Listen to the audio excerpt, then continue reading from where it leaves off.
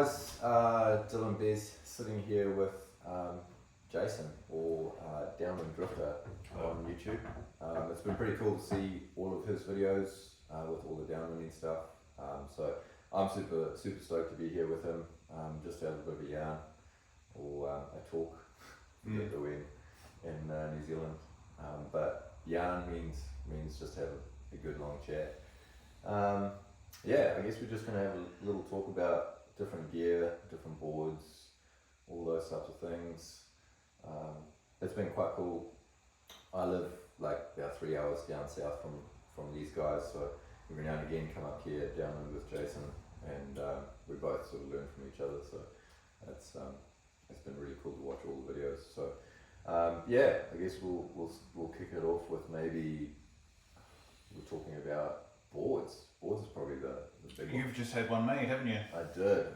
So I've just gone from the Axis, that exact board behind Jason there, the 880, 120 litres, 20 wide. And a lot of people have said to me like, oh, is that too much volume? And I've ridden the 8.6 Axis board, which is 19 wide at 130.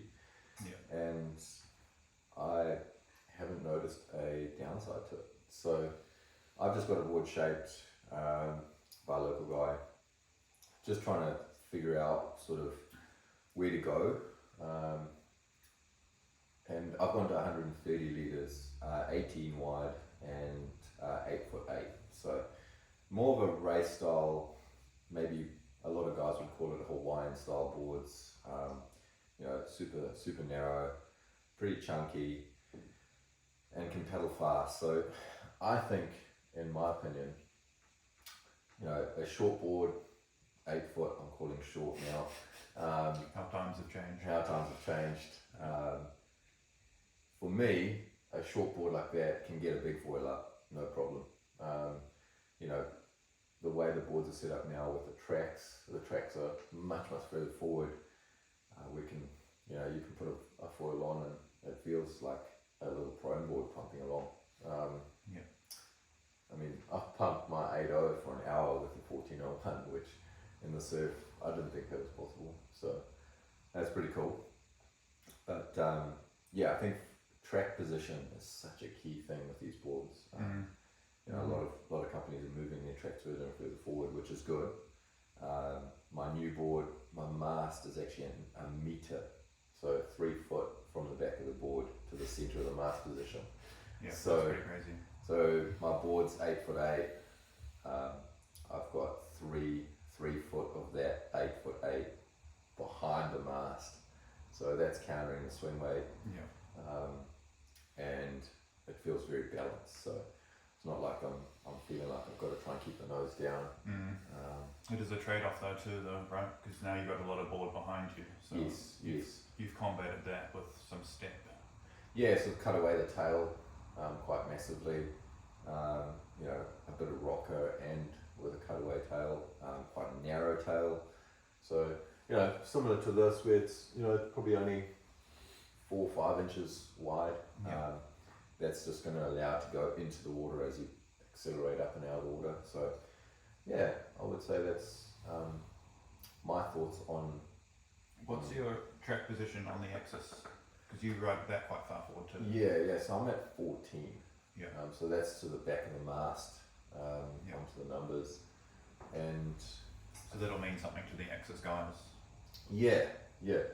I've got my front foot, if we look at the tracks or the dots on the board, the middle line, when I initially take off, my front foot's just at the front of those. So right at the front? Yeah, my toes are right in line with that.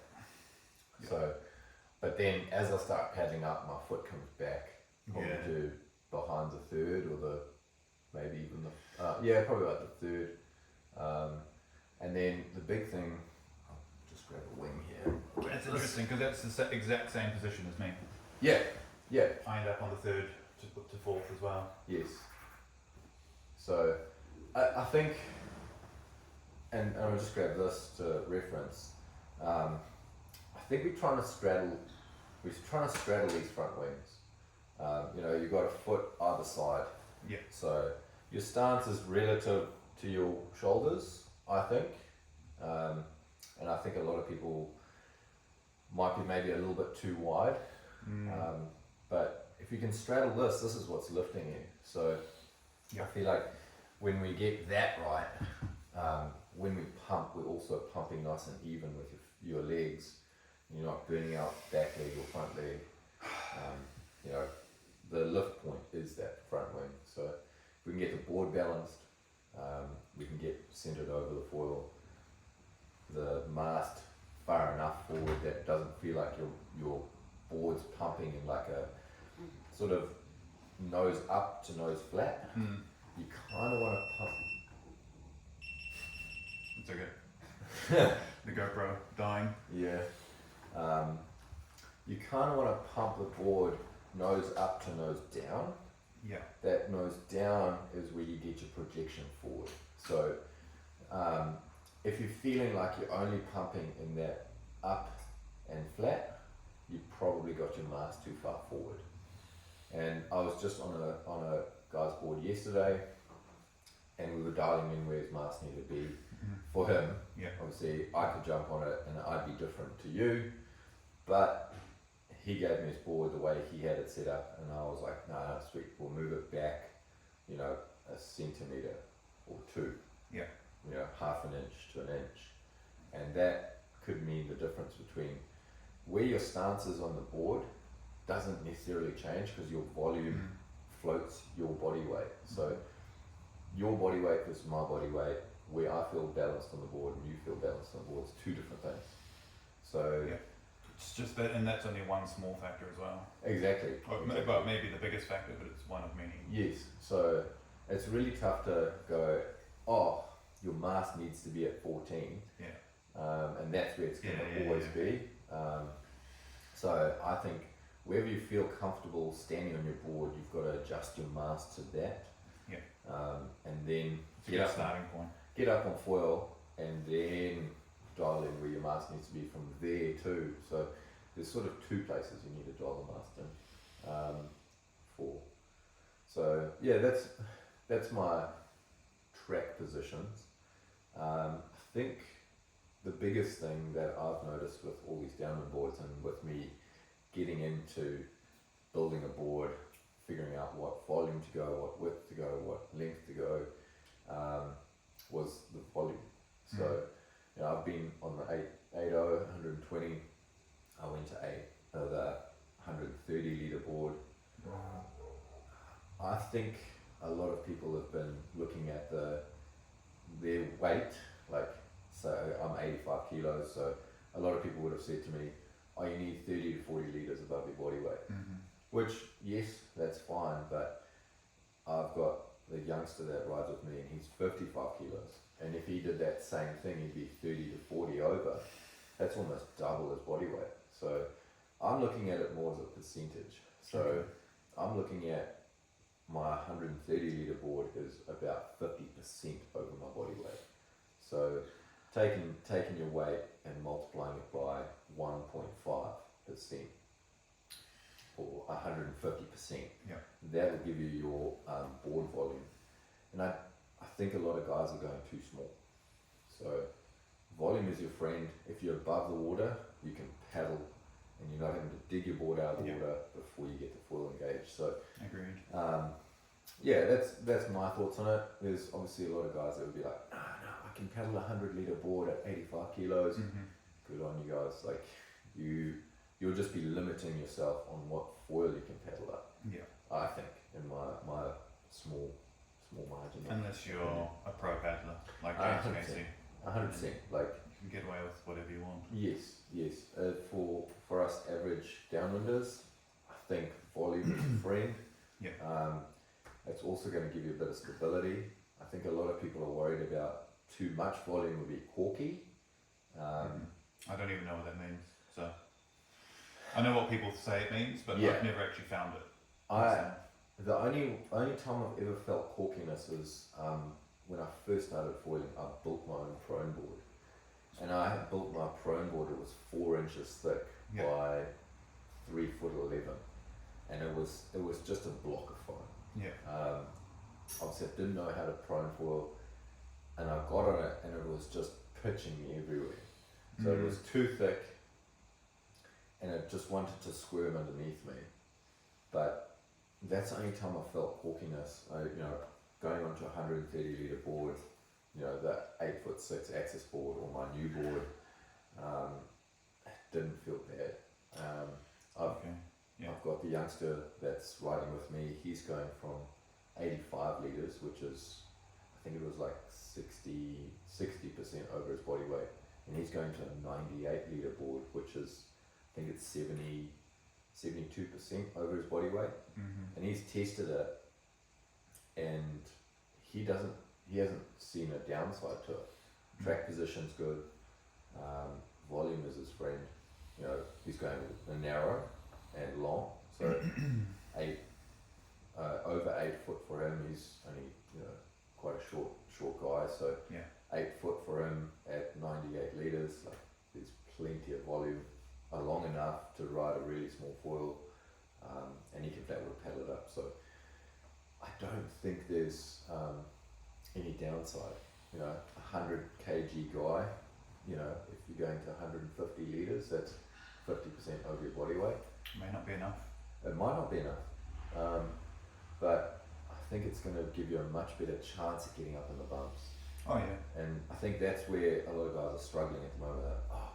All we got is a 120 litre board on 100 kilos. Yeah. It's not enough. No, agreed. Even 130 litres at 100 kilos is not enough. Yeah. And even the foils you can choose from. Weight is such a factor for guys riding. Like, people are commenting on my videos like, can you put your weight in there, because I'm 100 kilos and I want to know how heavy you are. Yes. And when I think about it, I'm like, Jesus, like 100 kilos. Like, if I had to wear a 25 kilo weight vest out there, I wouldn't be able to do half of what I'm doing. No, and that's why I think we're looking at all of these bigger foils. 1300 pump and glide, still a great foil. 100% a great foil. I think a lot of people are starting on that foil. You've got guys starting on Armstrong APFs, the 1880 and the 1675. Those I paddled that up yesterday on a mate's board, and once you're up, you're like, oh my goodness, it doesn't project forward. But it's got enough lift to get people that are heavy to get them up. That's interesting. So 1300 at 1310, the 1401 obviously has come into its own. Like, I absolutely love that foil for flatwood paddle ups and really small gutless stays where you can just paddle up in the shittiest of bumps and then I'm away. Let's unpack some of this stuff. Okay. And just saying that, my mind's just gone blank, but we've been going over a lot of topics here. Yes, sorry. Yeah, which is great, but I think people have heard a lot of the stuff before, but they probably want more nitty gritty. And you're in a great position because you're essentially a pro rider, but you're learning to downwind. Yes. So you're in this great position of being a pro level foiler, learning a new discipline. 100%. So your insights will be quite different to the average person. So that's really good. Yeah, I mean, I only got my downwind board in December, so what's that? A couple of months now. 5 months, 4 months, 3-4 months, and I've obviously done a nice long run just recently, which was a really big learning experience for me. 70 k's on foil, stopping obviously a few times, but the learning experiences over that long run, I think a lot of people wouldn't have even attempted it because of how long it actually was. But in saying that, the bumps were good, conditions were good, and what were the conditions? So we had a really, I would say it wasn't necessarily a super strong wind, but we had like a 15 to 20 knot breeze. And it kind of blows straight up the coast, and it had been blowing for most of the morning while we were shuttling cars and stuff. So it was 3 hour round trip to shuttle cars and stuff like that. So it sort of took a little bit of time in the morning to get those cars sorted, and then by the time we got to the start, it was really good. So the initial paddle up was flat water, and we had to pump through the islands and stuff, and then get out. Pro move. Well, I wouldn't be doing that. Yeah, I'd be paddling my way out. But yeah, and I, as you say, like my prone foiling has carried me into downwinding so massively. Yeah. A lot of the time, I talk to people about their downwinding now, and they're asking me about, if I do this, if I do that, is there any way of like cross training for downwinding? And I'm in the massive mindset of dock starting. So dock starting. That's right. You've mentioned that. Yeah, dock starting for me is a huge one. And why I say that is you're generally riding the same foil you're downwind. So say I was riding the 1401, I can dock start the 1401. I think most people could downwind and dock start the 1401. And this is where I think the massive usefulness of this is you can take a dock start, I'll actually use this as my little prop here. So this is my Psycho short fuse. I use this for most things now, with a big span. Yeah. So this is my 1401 setup. It's only 520 millimeters long, but I feel like the short fuse really makes a big difference with the big spans. So you can actually turn them and pump them efficiently. The longer fuses just feel a little bit too draggy for me. But when I go and dock start, I'm dock starting this same fuse that I'm going to use downwind. Okay, yeah. And what that allows me to do is dial in my rear wing. If I'm going to shim, if I'm not going to shim, you're not going to be able to set up your board mast position. But what this is allowing you to do is feel out that foil. If you're jumping into a downwind run, a 70k downwind run, you're gonna need to be sure that you can pump the foil nicely. So the best way to dial that in is using dock starting, because you can come back to the dock quickly, change something out. Like, I'm running too big a tub. Okay, quickly change it out. Try it.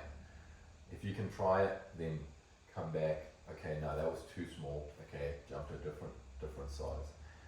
And what that's allowing you to do is really dial in your combinations. Because I think, if you can ride, say 45 skinny, with your, whatever size fuse you're running, and that works, I think the confidence in the back of your mind is massive. I can go into a run with a 1401 now and go, I can paddle this up flat water. If I've got a little bit of help behind me, I know I'm going to get it. Confidence is, I think, a big part of the downwinding. And if you're not sure what to take, you end up sizing up potentially. But I would say dock starting is probably my biggest thing. So then why would you pick dock starting over paddling up? Because paddling up, you're truly on your downwind setup and downwind board. So with dock starting, it gives you an easier way to feel how to pump the foil without having the massive board. But on a different board. Obviously on a much smaller, smaller foil. Do you think that crosses over enough to? Yes. So you're obviously going to want to be able to paddle up your downwind board. But if you've got too many factors at play where you're like, oh man, I don't know if my rear wing's the right one, I don't know if my fuse is right, I don't know if my mast's in the right spot. If you can sort out your fuse, your rear wing and your front wing before you slap it onto your downwind board, then all you're worrying about is, okay, is my mast far enough forward? Did it feel like when I did the dock start? Is the pump feeling the same? Because if we go back to the, when you're pumping, are you nose up to nose flat or nose up to nose down? Are you pumping that way where you can get that rhythm, or are you pumping nose high? So it's getting that feel of like, okay, no, master's too far forward, nah, Mast is too far back, I'm just struggling to get it up, or I'm struggling to drop it down. So I think that's a massive help in the grand scheme. Plus there's fitness in there. Yeah. You know, if it's Unfortunately, there's fitness everywhere. there is fitness everywhere. Yeah. I think a lot of all of it is fitness. Okay. So See, I wouldn't approach it like that because, for one, I've never tried dock starting. yes, But it seems like you're approaching that as a pro level rider. So for me, I don't actually think you even need to know how to pump to downwind. So if you've got good conditions. So yeah, I think in my area we've got such horrible conditions yeah, that when it is on, you've got to be ready. Yeah. You know, we just don't have those the conditions you guys get, like being able to run any direction in the wind. If it's just right for us, it's like we gotta go. yeah.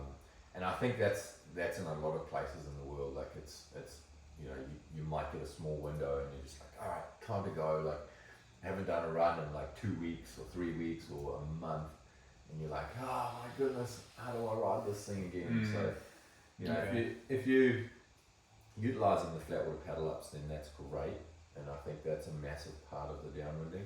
Yeah. But if you can incorporate the dock starting and the flat water paddle ups, then you're winning in both schemes.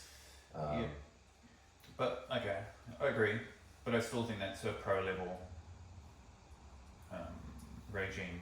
So I think it's not actually that complex. So if you truly wanted to dial in, not truly dial it in, but an easier way is to pump up a wing, go out winging, flag your wing, Yes. try and pump. Yep. Like, you know, that anyone can go do that. Oh, Super 100%. easy. You can repeat. It's repeatable. Yes. It's not the perfect transition, but it's enough to know, is your mast in the right place? Yes. Does your setup work?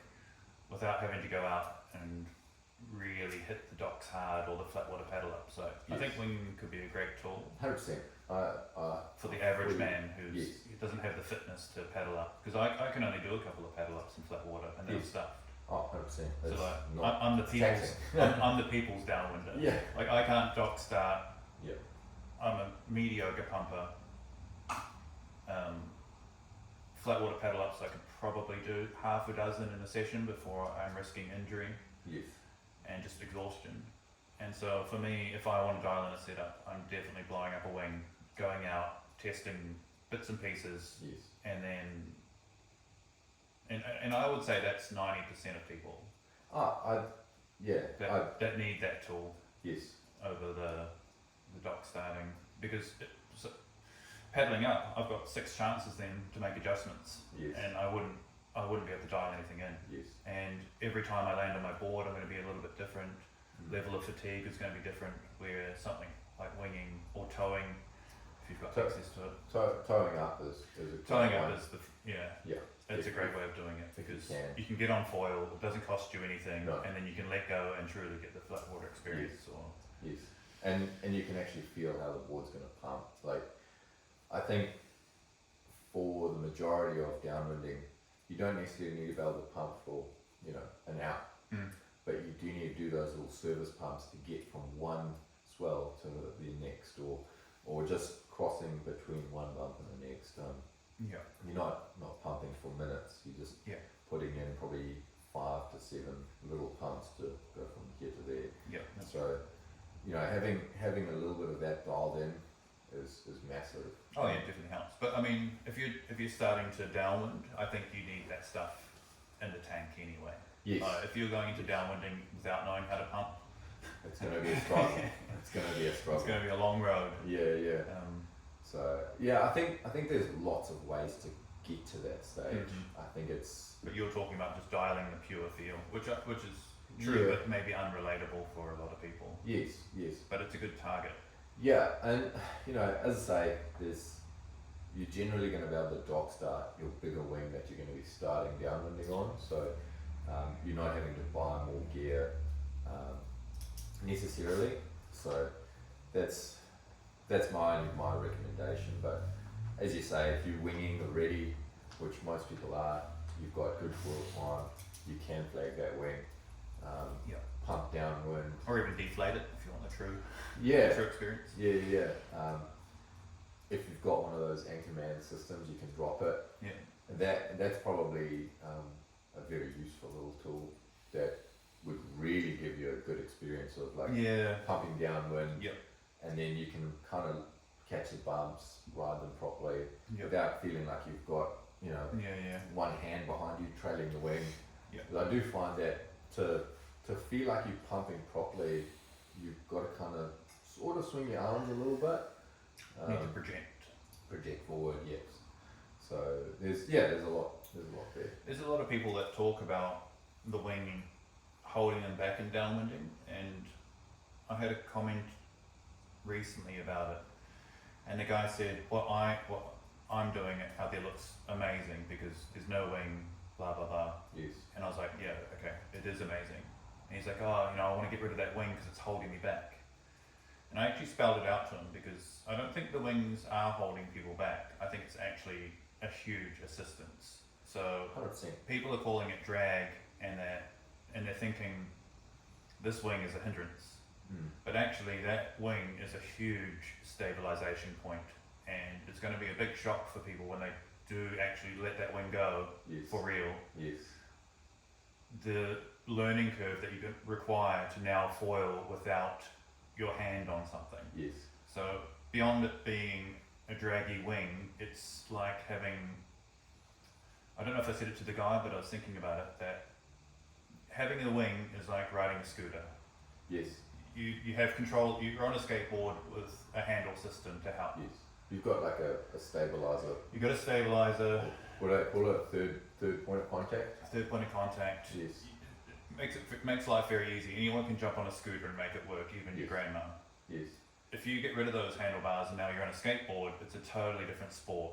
And if you're trying to bomb a hill on a scooter, anyone can do it. If you're trying to bomb a hill on a skateboard, not many people can do that. So anyway, without going on too much, the wing is actually assistance for downwinding. The only time it gets in the way is if it's floating in front of you, it's actually kind of restricting some of the lines that you can take. It's removing a field of view and movement. Yes. Because you're running into it. But besides that, it actually makes downwinding very easy. So. I have heard that too, because with proning, I've had a lot of people getting into sort of like a foil drive or toe boogie or whatever, and they've actually said to me, I don't know how you do it. Like, there's I'm so used to having something to stabilize me. Yeah. Like having the wing in my hands gives me that stability, and I can lean against it. But once your hands are free, you're like flailing a little bit. So yeah, it's the illusion that people with a wing have, and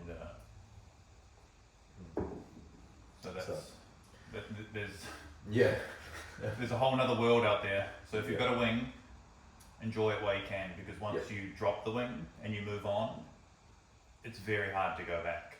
Yes, exactly. There's no desire to go back. It's like once you learn to skateboard, you don't jump on your scooter anymore. Yeah, 100% agree. Like, because I don't wing much. No. I think I've winged once or twice in the last couple of months. Yeah.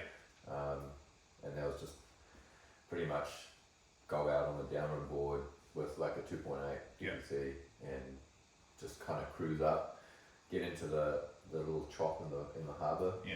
And then just flag it out. So I think I've done it once this year, maybe. So there's no draw to it, is it? It's kind of sterile, I think. It's a sterile feeling after not having it. For me, I'm really keen on foiling and riding waves. You know, whether that's ocean bumps or prone at the beach. For me, foiling is the ability to ride waves. So if I'm just going out for a flat water wing, I'm like, okay, what am I here for? If I'm not learning how to, I don't know. Well, great for dialing in gear. And stance work, pump work.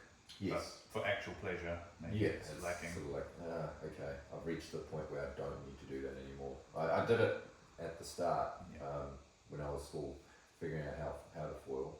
I was proning and winging, but at one point I was like, alright, no, I'm not getting any enjoyment out of the flat water.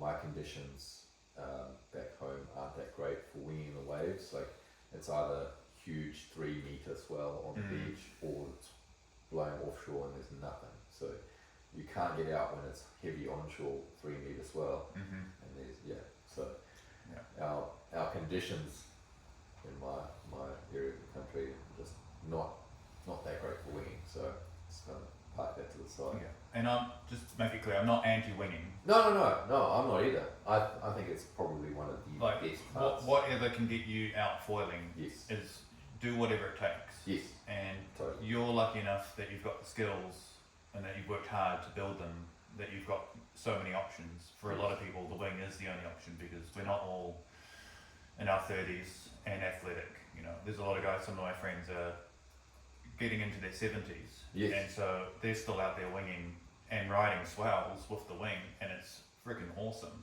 100%. I'm 33 this year, so I don't feel like I'm a spring chicken anymore, but it's going downhill fast. But I think a lot of guys in my area as well, you know, in their 60s, 70s, winging and love it. Yep. My old man is 60, and he's trying to downwind. He's winging still. He's sup surfing a whole bunch as much as he can, and he with the foils. Yeah. Nice. And he's loving it. He just rides 1180 Spitfire every time, all the time. I can understand that. I have that foil, and I haven't seen it since it got released. Yeah. He's just like texted from me almost, and I'm like, it's a very good all-round foil. It is. I must say I love that wing box though. Okay. I sup surfed it when we first, just before we released it, and I loved it. Yeah. And then he texted from me, and I managed to pry it out of his hands the one time to dock. Because they're old and weak. Yeah.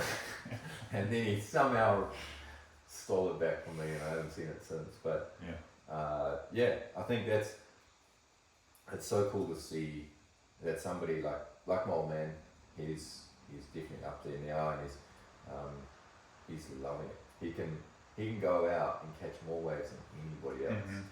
He's on the 86 axis board for when the conditions are good, and then he's got his Armstrong 8.3. So 130 litre axis board, 135 litre Armstrong board. But Is that the original Downwinding board? Yeah, the Armstrong board is the first generation, but it's 21 and a half wide. So he takes that out when he's feeling like the conditions are pretty average, and he needs that stability. So I think that's a big point too, is don't kid yourself on width. Like if you're getting going and getting started, don't go to a 19-inch wide board. It's not going to help you. You can't get on foil if you're not standing on the board putting power down. And I think that's been so key, is if you can't stand on the thing, you're going to get disgruntled about it and park it. So I mean, I started on that, and I thought, oh man, this is going to be super unstable. Paddle it flat with a bunch, get used to it, then put it away. And now I've stepped down to 18, and I'm back to square one, where I'm like, don't know how I'm going to go flat water in the bumps. But if I was starting on 18 or 19, I think I would have given up on it. Yeah, so there's an illusion there that you should be on The narrowest. the narrowest, or just these small boards, because that's kind of what's getting marketed. Yeah. And actually, it's probably only the very biggest board out of all the brands that you should buy as your first board. 100%. And even they might not be big enough. No. So that's important, because there's a lot of people buying gear that's probably holding them back, and a lot of guys are asking me, what gear should I be on for my downwinder? Is this the right wing? Is this the right wing? Yes. Well, I think the right wing is the one that you can get up on foil. So don't try and be a hero. Definitely don't be a hero, and don't try and what am I saying? Size the foil to the conditions. Well, there's probably only one foil that works for you anyway. So whatever foil you've got that you can get on foil, that is your foil. Yes. And then if you can eventually get a second foil up on foil, well now that's kind of your foil too. And by the time you've figured out how to get that foil up and usable, you'll know which foil to pick for the day. Because guys are like, how do you know which foil to use? Well, for me, I've built up enough experience. It's taken me 20 tries trying to get this foil up. It's taken me 20 tries to try and get this one up. 5 of those sessions worked. Yeah. Well, that's just a database of experience now that once you can actually use a foil, you probably have learned enough to actually know when to use it. So if you're finding you don't know which gear to use, pick the biggest gear for one. Yes. Pick gear that you can actually get on foil, even if it seems ridiculous, doesn't matter. If you're not on foil, you're not having a good time. Exactly. Even if you get on foil and you're exploding, that's cool, because then you know you're getting on foil, then you can size down next time. But the main thing is actually getting up to feel it. Yes. That if that means the biggest board available, like a 9 foot by 24 or whatever, the old style boards, because a lot of the new boards are quite narrow. Go get a second-hand board. Yes. That was the thing 2 years ago. Yeah. Because that's probably your perfect learner board. Yeah. I would just add to that and say that, you know, the older boards, and I would say this is probably the biggest thing, is older boards generally have the tracks too far back in the boards. So if you do get an older board, potentially get a shaper in the area to move those boxes, because I think there's a lot of guys that in my area that might be trying to compensate for their foil boxes being too far back by using their stance like really wide. Because they're trying to straddle the foil, but they also have to try and balance the board. So you know, their stance should be here, now they're there. Because the Mast is back here and they're like trying to get back behind it. Or you can surf it probably how they intended it back then. Yes. The problem is your setup's not balanced once you're up on foil. But even like the Kalama boards, their tracks are quite far back. And the V1, yes. Yeah, and even maybe the V2s. And Kalama, I think I read him saying, or heard him saying that he built the boards to surf them like he surfs them. So I assume he rides his boards from the back and is happy having that. That's nose up the front. He's on GoFoil too, so which is very lifty. Yes, so that's I guess that's another thing. Is like, you know, the Axis boards, the Armstrong boards, in my opinion, are set up quite well for sort of those two foil brands. As I've ridden both of those a fair bit. You've ridden a little bit of North gear. You've obviously ridden Lift and Sab. A little bit of GoFoil. A lot of Armstrong back in the start. All of Axis. So, you know, between you and I, we've probably used a few boards now. I've used 18 boards now. Wow. So yeah, I think we've got a good understanding of like what's going to work for, say, maybe the New Zealand market. It doesn't help these guys though. No, it doesn't. So how do we share that? Well, I mean, this is going to help. Just some discussion about it. Yes. As I say, for me, when I built my new board, I'm a meter from the back of the board on an 8'8". Like that's the key. When I set my board up, I measured the 8 foot board and I measured the 8'6" for where my mast position was, to give me an idea of how far from the tail my mast was, and I sort of just added a little bit. So that's, for me, that's probably the best thing. And I would say a lot of people that are getting into the sport have other people in their areas that have got downwind boards. A lot of the shops are probably demoing boards, so if you can demo a board, then do that. Try as much gear as possible. I know the local shop in my area has got a whole bunch of demos. This area's obviously got heaps. But yeah, I think once you actually do get a board, then the learning fully starts. And that's the learning curve is pretty much a vertical climb. Yeah, it's in line with foiling in general. Yeah. Foiling was quite a learning curve, I remember. Yes. So, yeah, as you say, as we've spoken about, winging your downwind board to get mast position and very important and all those things, towing the board, massive help. Yep. All those types of things. And then dock starting if you're a pro. Well, I don't know if I'm that pro, but yeah, we'll continue that.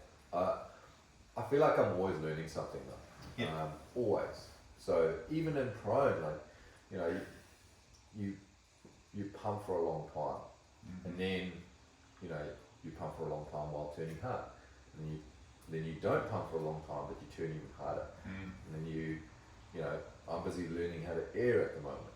So you're looking for different sections, and so just constantly learning. So there's so many guys out there that are really, really good, and they can do all of the stuff I've just mentioned, and they're just so much better than me. So I think this foiling business of like, oh, you're a pro rider, I don't see myself like that. But if other people do, then that's fine. Like, I'm not too phased about it. I think we sort of manage ourselves off of other people, and so I'm looking at other guys and I'm like, oh, those guys are really good. Just an animal. And that's sort of leading into probably what I wanted to say about choosing a board, because I think board's probably the most important for downwinding. In my opinion, like, obviously your foils are very important, but if you're not on the right amount of volume or width or whatever, then you get in the water. But I would say a lot of the guys are looking at, say, we'll call pro riders, like, the James Caseys, the Zane Westwoods, Kurt Stanley, all those guys. Basically Any Australian that can do downwinding, Kai, all the Hawaiian guys, people are looking at them and going, well, if they're riding this, then I can ride that. And I'm please don't do that. Please. Like, if you've got people in your area that are slightly better than you, that are actually downwinding, look at what they're riding and talk to them, because like my conditions back home, I wouldn't say to anybody in my area, get an 18 wide board, because our conditions are so terrible that you need the stability. If most of the guys can't make a 4 kilometer run yet. So if they could make that run, then I'd be like, oh, maybe go to 19 over your 20-inch board or 21. So looking at your conditions and what your conditions would favour, that's probably a bigger help. I guess if you're doing a lot of flat water work, then the narrower board can work for that. Yes. But I don't think 19's too crazy. No. I started on the 19 version of this, the 8.6, 130. Yes. Or 120, whatever it was then. And I sold my one to Matt, my friend Matt, and over the last 6 months he's gone from no downwinding to not acing runs yet, but having a great time. Yes. Like, he's blown away. And he's only been on the 19-inch wide board and he's made huge gains. I mean, if you put the time and work into paddling it on the flat, when you get out into the bumps, you're so much more confident. Yeah. And don't just paddle in the flat, go out to the waves. Yes. There's flat water between the waves, so join those activities together. Yes. Flat water between the waves, catch some waves. That is the best way to learn how to 100%. downwind. 100%. Feel that board lift onto the foil without a wing in your hand, with just a paddle. Yes. And that's going to teach you how to ride a foil. Just before I got my downwind board, I was in Australia with Adrian at the Marimbula Classic, and I spoke to all the guys there, like James Casey, Josh, all those guys. Yeah. And I remember Kurt saying to me, when you get your board, go and just subsurf it. Try and do a 3-for-1. Yeah. I put the 1201 on, a relatively, I think I was on the crazy short and the 50 skinny. There it is right there. And just go and try and pump and connect. you know, probably not as easy for most people, but they just said to me, that's going to be your best possible thing. You know, it's easy to generally get the board on foil with a wave, like a small wave, and then you can just pump and connect. Just do a couple. Or work toward it. Yeah, I'll totally work towards it. But that sets you up for, you know, knowing how the board's going to feel. It comes back to flatwood paddling up, dock starting, winging, towing. All those things are going to get you to that downwind run with confidence. Yeah. In your setup choice, in your gear. You know. If I was picking a progression for somebody, I would say get your board, take it out winging a couple of times. Yes. Feel the balance points. Where do you need to be standing on it? Yes. Does this feel right? Totally. Then drop the wing, go hang out in flat water for a couple of days if you have to. Learn how to paddle straight. Yes. And J stroke. J stroke or whatever. Just get the board moving. Just get time on it. Yes. It's all about time on it. And then from there, I'd say just go out into the waves and just start subfoiling. And first, stay out the back, stay away from surfers. You've got a huge craft. Yes. And just try and catch the swells first, because those swells are basically downwind simulation. So it's not a breaking wave, but the swell itself. Yes. Use that, try paddle up, and that's the combination of flat water and getting onto foil. And as you get a bit better, you can catch the waves a bit later. Yes. Actually ride a wave, peel off the back, try do some pumps. It's not going to work the first few times, but that is the true doorway to downwinding. Because I've got a friend, Dave, Totally agree. who's also on the 1986, and he's done 2 runs now with me at least. And I was talking to him, I said, Dave, have you even paddled up to the foil on a wave? And he's never even been into the waves subfoiling, and he's trying to learn to downwind. And I'm like, just go into the waves. Yeah. It's the first step that a lot of people don't talk about, because to try and paddle up a board in the bumps is tricky. It's tricky even when you're experienced. Yes. It gets easier, but it's always kind of difficult. Yeah, you're always a bit unsure about whether it's actually going to happen or not. Yeah, it's always a great surprise when you get on foil. You're like, I don't know about this. It's definitely a part of the attraction, is the difficulty. Yes. But go out on the waves and subfoil. And it's not talked about enough, I don't think. Because that is truly the step where you feel the foil coming up, lifting, without your balance point. The wing as a balance point is not a simulation for downwinding. No. So yeah, get in the waves, start subfoiling, use your downwind setup. So wing it first, learn where the mast needs to go, where do you need to go, and then look at your feet, pick your stance, because when you're out paddling, you can then locate your foot positions and be like, well, I winged here, that seems to be, when I flagged the wing, I was standing there, it felt balanced. Yes. Now stand in those spots, paddle along, okay, you can paddle it straight, go to the waves, stand in those same spots, paddle it up, start working it, do the Jeremy Riggs, whatever he does, he like puts the paddle in, pops himself up and does the shuffle. Yeah, move your body forward. Watch those videos. You don't always need to do that, but it's good training for like learning the motions. Thank you. And then catch some waves.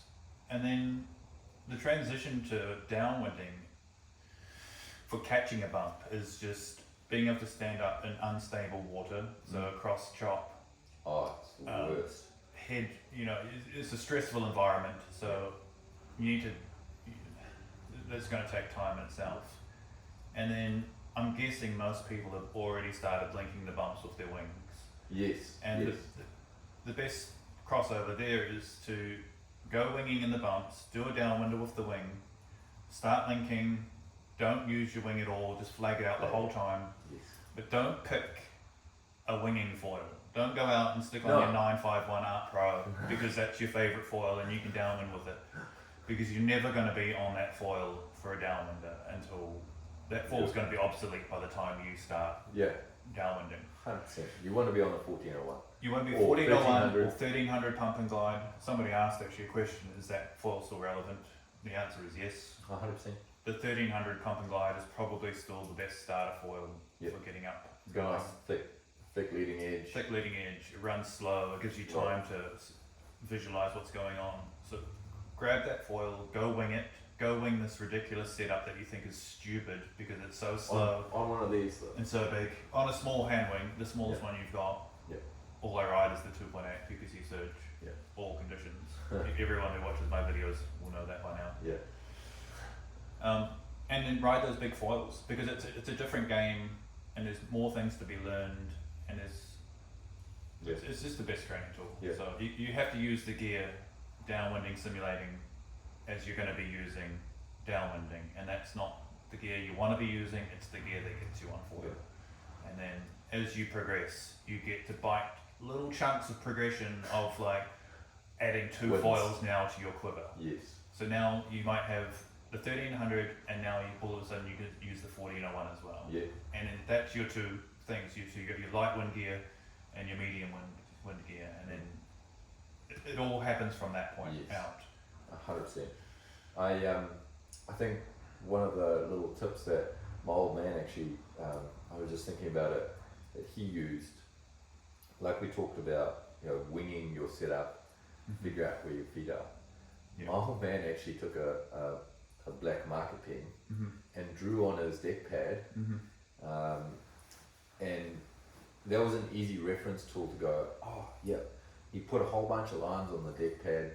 A little bit, it was on his Armstrong board, so it's more of a blank deck pad. These have got all the little lines. Yeah, you can count them. But he just took a marker pen and a ruler and just put a whole bunch of lines on there and one down the center. Because then what that does give you is a reference point, like, my foot was further over. I'm sort of split stance. Your back foot's generally closer to the back. And your heel side. And then your front foot's split stance, just to give you stability. So that was probably a big one that I thought that's actually a really good tool to use. So I don't look at my feet anymore now. I just feel the foil pressures themselves, and I'm working on my stance constantly at the moment. I'm still trying to dial it in. And I just feel that pressure, and without looking down, I try and manage it, and then I look down once I think I've got it. And I'm like, where is that actually? So I think the biggest thing for me, and this is something I learned, is the board floats you in a certain way. I think we've spoken about it already, but the board floats you a certain way with how your stance is, and that's going to be so different for everybody. So I think I forgot about all the first stuff I was thinking, but one of the questions was, is there a volume sweet spot? We kind of covered that. So they asked that they were looking at upgrading to another board that had 20 litres of extra literage, and they're saying, what's the potential negative effects? I would say 0. I think so. If we work off of that percentage that we spoke about, some people would say 30%, some people say 40%. I'm thinking 50 now, 50 to 60%. I think in that range, you're not hindering yourself by going a little bit more.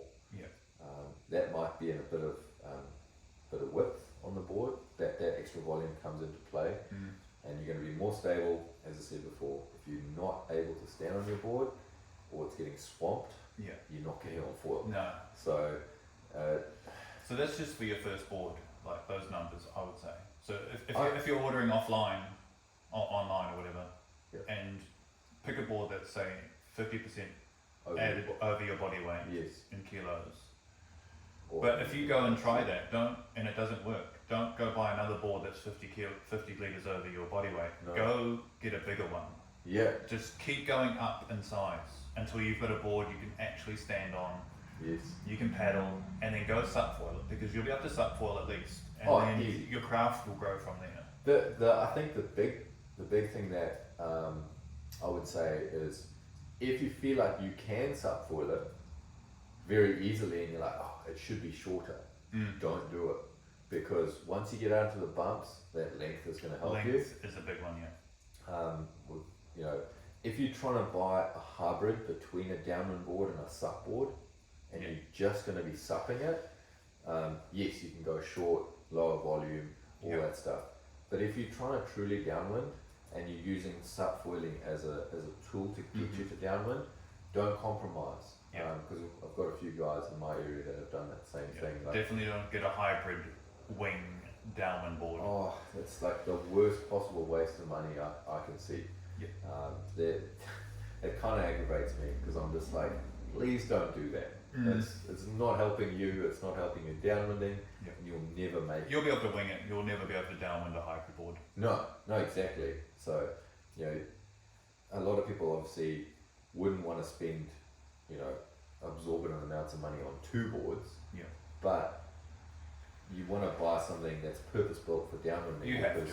There's no way around it, I don't think. You No. have to have a specific downwind board if you're learning to downwind. Yes. And going to start that journey. You want to make it as easy as possible because the sport is not friendly Yeah. when you cussing and swearing out in the open ocean. Yeah. Nobody's out there, but you're out there Yeah. and you're not having a fun time because you've bought a 7-foot board and you're 80, 90 kilos and it's only got 100 litres and it's sinking because there's waves swamping over the deck and you just can't get stable. So This is one of those times where you shouldn't listen to your friends. Because I've still got downwinding friends that I'm putting on the 1401. They're like, oh, what are you doing with that big wing? And I'm like, I think about it, I'm like, I could size down, and then sometimes I do, and I always regret it, and that's me with quite a lot of experience. Yes. And these people are like, there's so much ego, like, yeah. what are you doing using that big foil? I'm like, well, it's the correct foil for these conditions. Yeah. Like, you don't. Yeah. I think a lot of people are looking at the pro riders, the Hawaiians, the Australians, and you see this amazing footage. Yeah, Like, the bumps are houses coming through, Yeah. and they're on, 7, 8, 900 square centimeter wings, and you're like, that's what downwinding is. But on your local conditions, it's the bumps are this big, and it's short period. There's not enough energy to push a 700 square centimeter wing through the water, and most of us aren't strong enough to pump them. So we're gonna need to go to that bigger foil. It's slower, it moves at the same speed as the bumps, all that stuff. So don't be a hero. Always size up. Yeah. Size up bigger. And if you're ever in doubt between two different foil sizes, go for the bigger one. Yes. That doubt is the answer. If you're unsure, size up. Yeah. You'll use way less energy riding a big foil, an oversized foil, than an undersized foil on a run. So that's. I've definitely paddled up in shitty conditions on a slightly bigger foil. It was definitely overfoiled once I was up, but because I had that bigger foil, I think I was able to get up. Versus maybe on a smaller wing, I might not have been able to get up. And then, so I wasn't really tuned in for the bumps, but I was tuned in to get up. Okay. Being up meant I just needed to peel off a lot more. Yeah, it's a tricky one because now, with more experience, I can kind of get any foil up now. Yes. I've got the skills to get anything up, but once up, I need the correct foil for the conditions. So it actually adds a few more issues for me. Yes. And so I went down to the 1121 recently, and I got it up pretty easy, but then it was just a battle because it was just sinking because there was just not enough energy. Yeah. So it's not what can you get up, it's like what is going to sink correctly, not sink. Yeah. Pair correctly with the energy of the water. Yeah. So somebody else asked, just quickly, because I only use the 80 centimeter Pro Mast, Okay. Yeah, I'm also on the 80 at the moment. and they're saying, is the 80 mast not too long? They're saying, because many guys are using the 75. So this is quite an interesting one. I just got sent I think it's been sort of doing the rounds at the moment. I got sent a big spreadsheet of all the different masts, lengthwise. I don't know who made it. I got sent it by somebody who probably got sent it by somebody else. And somebody's gone and measured. So if you pass me the mast, so I'll just pull it out real quick. So somebody did the calculations. I'll just put it into this because this is probably a good representation of it. Somebody did the measurements from sort of where the fuse is to that part where it connects to the board. So that's your usable mast, right? Yeah. Now, some companies measure it so differently. I think they measured I can't remember all the numbers, but they measured the Armstrong 865, and I think it's usable 865. So that means their connection is below 865. The axis is measured from the bottom of the fuse to there. So from there to the bottom of the fuse is 800. Okay. Which in reality, and I can't remember what the 800's number was, but the 900 axis mast was actually a usable of 880 or 865. Okay. So the same as the Armstrong 865. So it's quite interesting. You know, we're talking about the distance between the board and the fuse. So yeah, different companies use different measurements. So I wouldn't say that the 800 axis mast is too long in a sense, because you know, say you've got 30 mil into the fuse. Yeah. Now you're at 770, so it's pretty close to the 750. Yeah.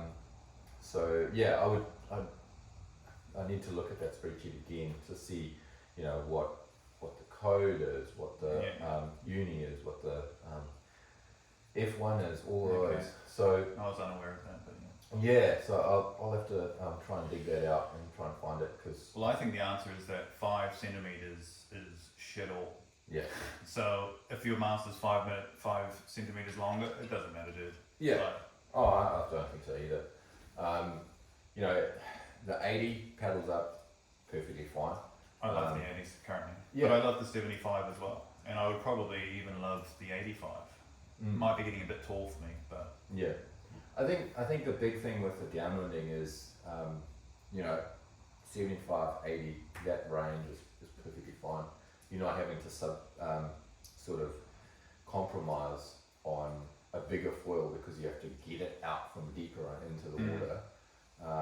The only place, and the thing I see is once you're up, you've got a little bit of extra mass to play with, where the 75 might breach, you might not breach with, you know, just a slight bit more, because if it's honking down, you'd maybe breach. But then it comes down to, have you ridden that mast a whole bunch? yeah. Are you dialed into it?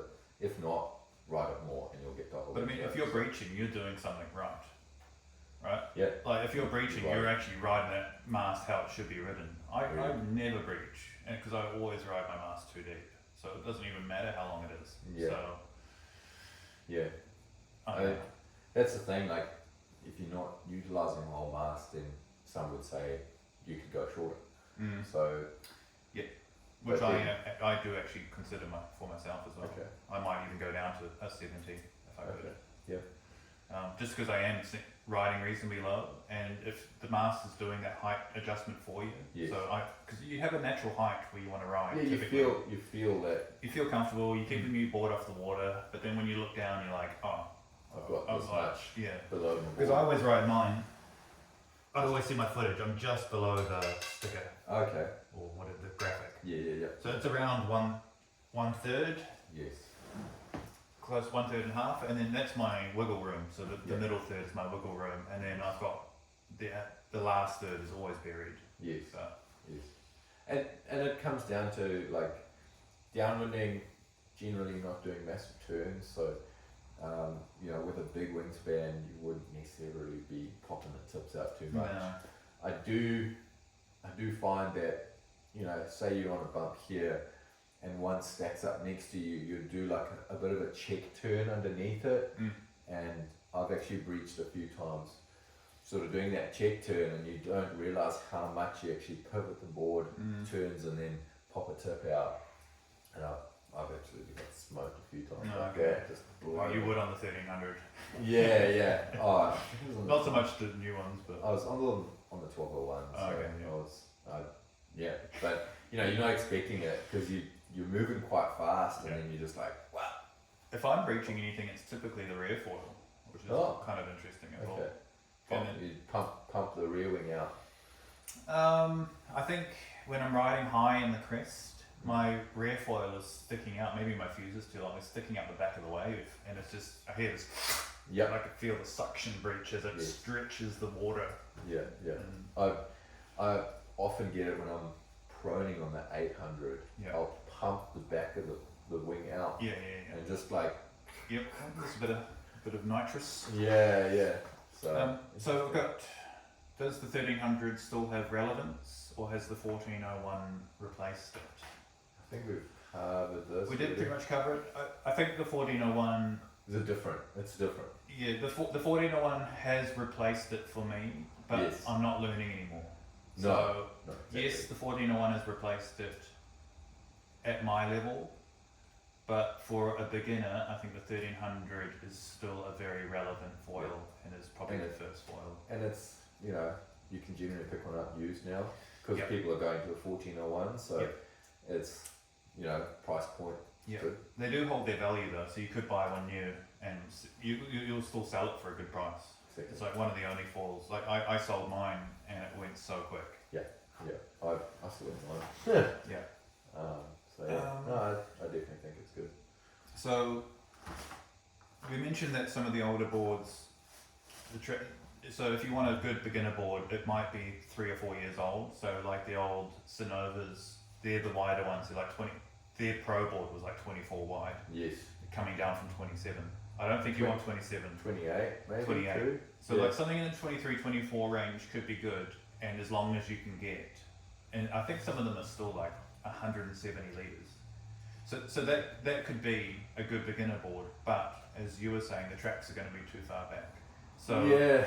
go look at that, getting that board, and you'll get it second hand probably, Yes. if you can, or it'll be on a hell of a deal because they won't be selling them so much anymore. And then just go pay somebody $500 to get the tracks moved for. Exactly. But go to a proper person. Don't go to a surfboard shop to get your tracks moved. No, You need it done by somebody who knows the forces that go through it. So you're going to need a high density foam block in there. Yeah. I mean, if you're learning and you generate on a big foil, that foil's putting a lot of pressure on that box. So you don't want to lose your whole foil setup because you cheaped out on getting the box moved. So there is cost involved in foiling anyway, and $500 isn't much in the big scheme of things to get you on a system that is going to get you out having fun. Like I would pay any amount of money to get initial progress to being able to downwind. I just know, like, from my old man, he's 60 now, and he said to me, he's Still young. he's still young. My old man Jim's older than that. Yeah, but he said to me, he's like, I've only got a short amount of time that my body's gonna give me to do this.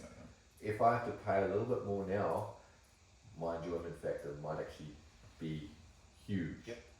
If I don't spend that money, I've lost maybe 6 months to a year of progression and fun factor.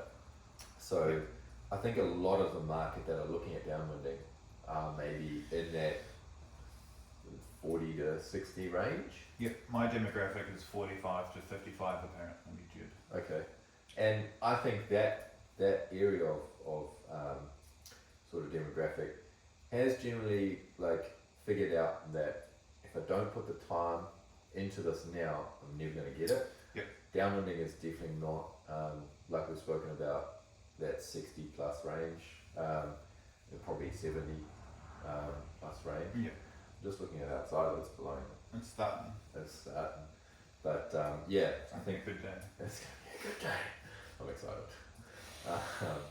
But yeah, you've only got a short amount of time to get right. So get the correct gear, get the correct advice. But that doesn't mean you can't just buy performance. So No. that's something to point out too. So spending money on the right things, which might not be off the shelf. So it might be moving into tracks forward on a board that doesn't seem right. If you have any questions about stuff like boards, just write them in the comments because we'll give you some pretty straight. You need the correct person telling you what to do. Yeah. There's too much marketing at the moment. There's too much crap going on. Yep. You need somebody who's been through it to give you the advice. You can't go buy performance. So going and buying the latest board is not going to get you downwinding. It's time and the correct gear. Yeah. And I think for me, there was a lot of people saying to me before I got my downwind board, like, here's a sup board, take this out, take this out. And I was like, no, I don't know if I want to struggle through trying to learn how to J stroke on a small wing board, essentially, a sup surfing foil board. And I'm glad I waited, because the 8.0 at least tracks straight easily enough that I'm not struggling to pedal and all that stuff. Yeah, I don't even know how to J stroke. You do it. Apparently, I do it, but I was watching a video and you were like, because you. But I mean, if you go out with the intention of learning to do a J stroke, which I did, I was like, oh, how do you do the J? And I was like trying to do this, and I was like, oh, is it a C? And then I couldn't do it. But just time on the water, and then just figuring out what truly works. Yes.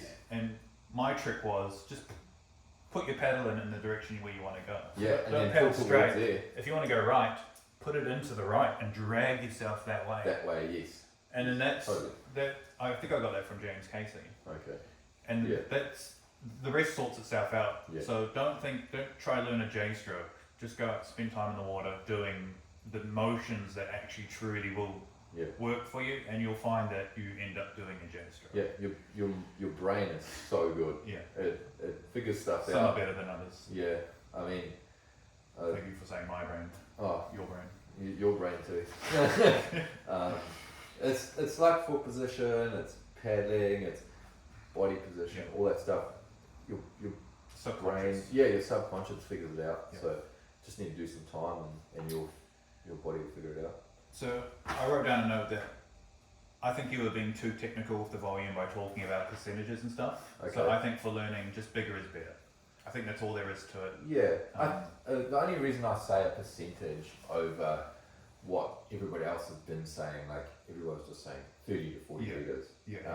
A percentage is nice and easy because you can just work that out. Yeah. And whether if you gave me your weight, I would just put it into my calculator and go, okay, 150% over your body weight, and that's what I would recommend. So maybe it's 30 to 40 litres if you're an 80 kg human, and so that's 50%. Yes. So then use 50% if you're a 60 kilo human. Use 50% if you're a 100 kilo human.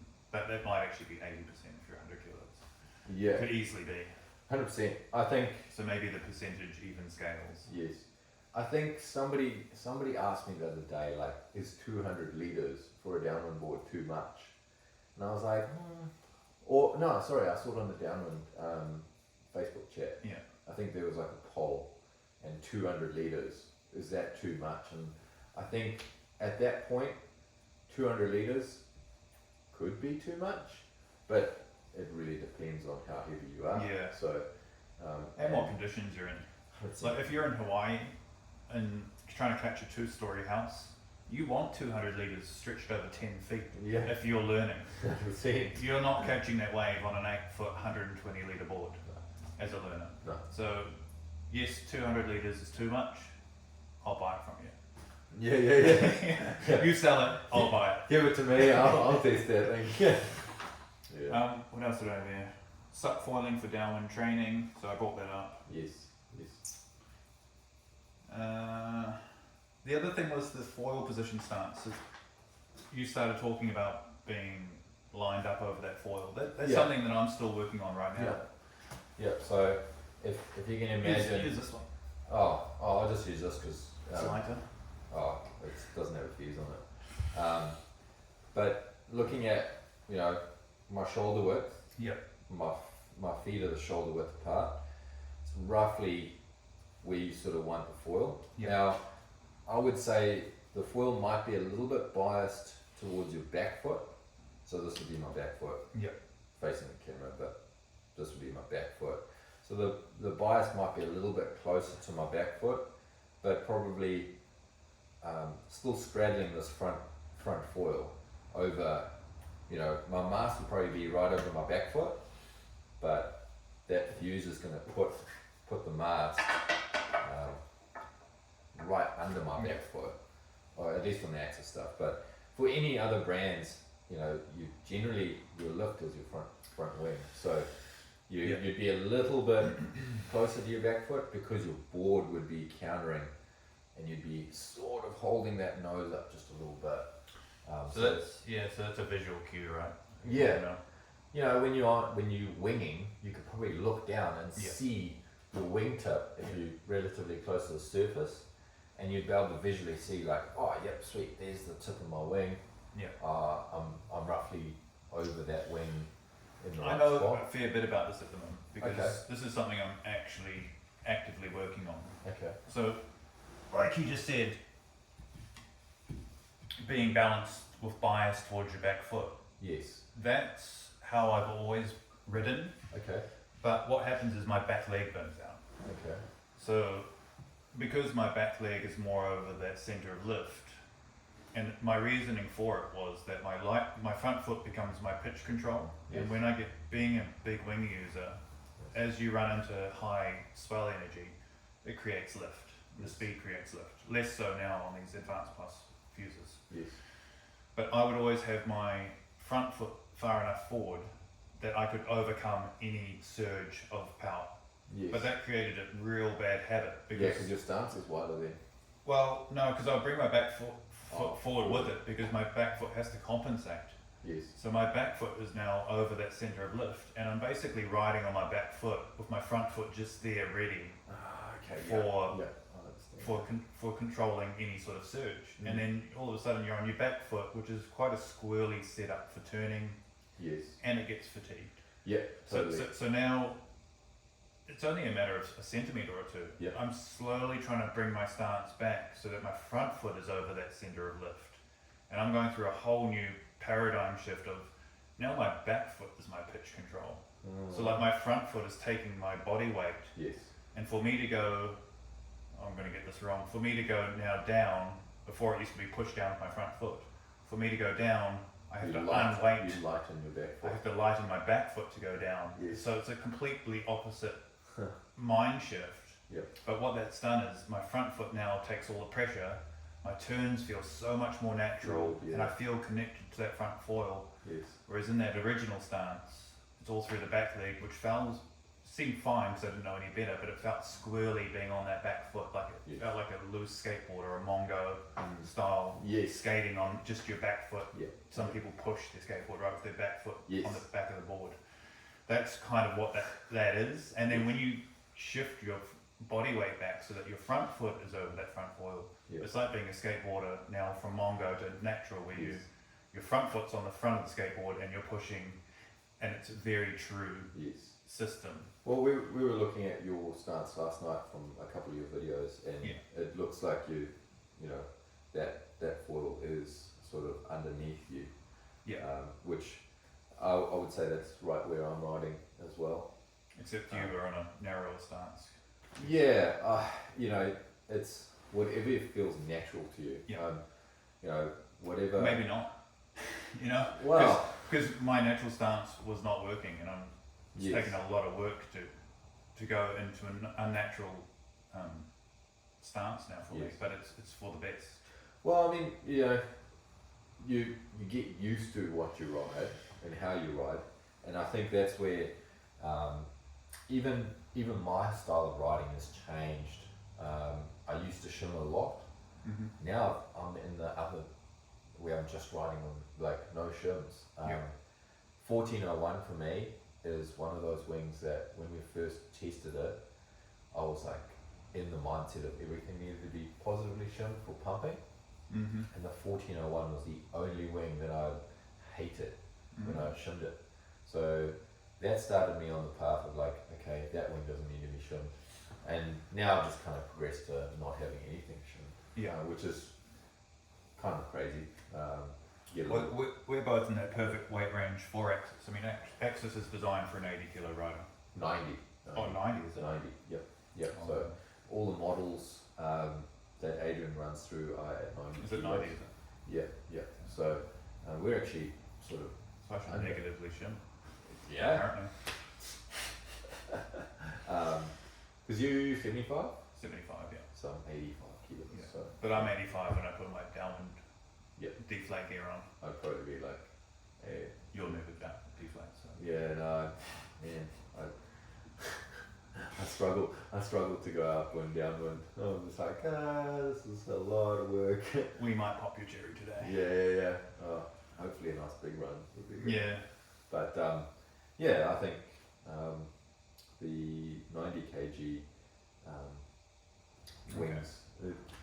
I think that's why Axis has been quite good for me, is because it's been set up for sort of around my weight limit. I wonder if that 90 kilo rider is actually 90 kilos including board and foil, because your board's 7 kilos, your foil's 5 kilos, your wetsuit's another 4 kilos when it's wet.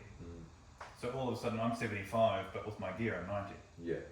So that I could be wrong. I could be completely wrong, but the way that the models are scaled, it's 90 kilos of pressure onto that foil in the simulation. Obviously, so that is including your board then.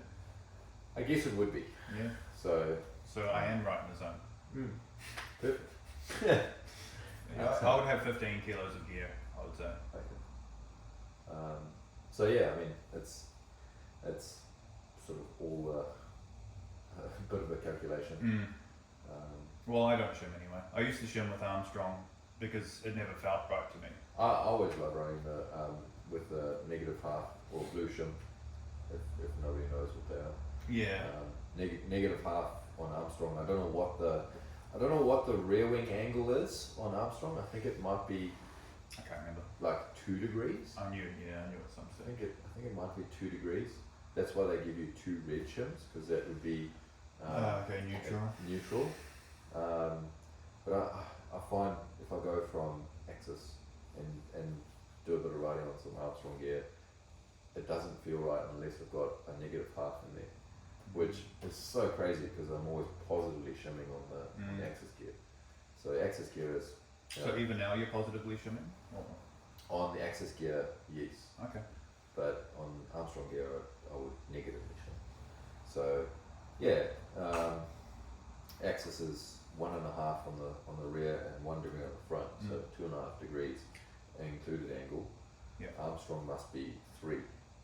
So to get it to where I like the Axis gear, I think that's where the negative half comes in. Yeah, okay. I could be completely wrong. I don't know a whole lot about the Armstrong stuff. So, No, I'm out of date with it. Yeah. I sort of dabble because with the youngster that rides it, so sort of dabble with all his gear every now and again. But so it's pretty important to try different gear. 100%. So 100%. Whether it's in your foil round, so if your Axis, try as many Axis foils as you can. But if you've got mates that have other systems, go jump on it, because you learn so much. And then going back to your gear, just not the calculation, but just you learn so much. You like, oh wow, my gear feels like this compared to something else, rather than my gear feels like this, but it's in its own environment. And you've got nothing to transpose over. I think I've got quite a few guys riding F1 in my area, Armstrong and Axis, and so those are sort of the 3 that I sort of see a lot, ride a lot, and I would say the biggest thing for me is this thing. The Ultra defines the men from the boys, and like I rode the 1675 from Armstrong yesterday, APF, on the S795 performance mast, and yes, it's a bigger wing than the 1401, Okay. but in square centimeters, so 1675 versus the 15. Is it 1600? I could be wrong. Anyway, but I couldn't believe the Mast flex to control that didn't have. So It's done. It's next year. it's 1611. Yeah, or 16. So pretty much the same. Oh yeah, true. Yeah, 1675 to 1650 or something like that. But a much bigger span. Yeah, that's really is what's locked me into Axis. Yes. Is the mast. It's that Pro Mast when we were testing it allows you to drop down a size in the wing because of the pumpability and the connection that you get when you're pushing that wing up and down, when it doesn't deflect and try and squirm out from underneath you, that I think has been the biggest realization for me is, you know, even the high mod Axis Mast to the Ultra has been a massive upgrade. Okay. Where, say I was riding the 1201 in the Prone, I would step down to 1121 just because of the mast. Okay. So because of that extra rigidity, when you trying to pump it hard, it's not trying to squirm underneath you. So I think that's where the Ultra has really come into its own for me. Okay, yeah, it's not part of my world. Yeah. I don't pump hard enough to flex masts. But I think the big thing with the Ultra, and obviously it's a massive cost. Like, it's a massive cost. Although it has come down recently, so yeah, a lot of the shops are selling them for 20% off, I think. Oh, okay. A lot of people ask me, oh, is it worth it? Is it worth it? Is it worth it? I'm like, it's 100% worth it. Yeah. And then I've heard a lot of people try them and go, oh, they don't feel any different. Like, they won't feel any different until you go back to your high mod. Yeah. So it's like, you've got to use your high mod, then go to the Pro, then go back to your high mod and see the difference. Because winging, you might not notice this bigger difference. Prone, subfoiling, downwinding, when you've got big span wings, there's a lot of flex in there. Yeah. And drag reduction. That's what I noticed going back from that to there. This thing's slippery. Yeah, it's It so is slippery. super slippery in the water. It's not even the flex for me at that stage. Like that, the high modulus was fine for me, I Yes. think. Oh, But I don't. The high mod's perfect. yeah, but it was the drag of it. Like This- after using this, I wanted to use a shorter, stiffer mast, so I went to a 75 high mod, Yes. and I just couldn't ride it anymore because it was so draggy comparatively. Yeah. My old man's on my 75, Yeah. and we swapped boards, and he tried my Psycho Short with Yeah. the 1401, and he was like, oh my goodness. I jumped onto his board. He had 1180 and probably the 45 or 50 skinny on. Yeah. And I was just like, man, I've ridden this foil a lot, and I know that it's got good glide, but I think the mast section is really making it struggle. So it's there's a lot going on with masts and foils and rear wings, and should we touch on rear wings real quick? Because I feel like that could be maybe our last. Yeah, I'm an expert now on rear wings. So You are. Well, you're welcome to test your knowledge against mine. Alright. Well, I've just gone through. I was using the 55 for a long time, Okay. skinny, and then I moved to the 50, and I thought that was my sweet spot because it felt so good, and I didn't bother going any further. Yes. But in the last 3 weeks, I've gone from 50 to 45 to 40 to 35. Yeah. So And fresh. you that's your setup just there. So you're on the ultra short. ultra short, yep. Ultra short. I do want to get on. Advanced class. I I was on the 1030 yesterday. Yep. So And that was you've just the 40 skinny. Yep.